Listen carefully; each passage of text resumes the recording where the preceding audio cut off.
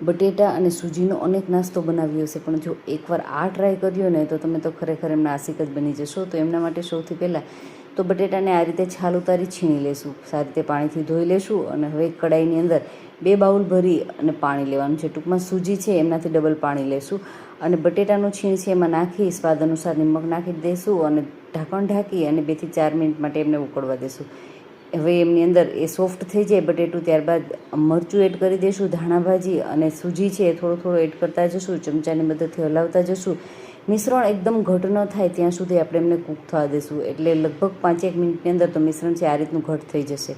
હવે એક પ્લેટને તેલથી ગ્રીસ કરી એમની અંદર આપણું આ જે બેટર છે એ નાખી દઈશું, સારી રીતે ફ્લેટ ઉપરથી કરી લઈશું. હળવું એવું ઠંડુ થઈ ગયા બાદ એમના જેવડા પીસીસ ગમતા એવડા પીસીસ કરી લેવાના છે.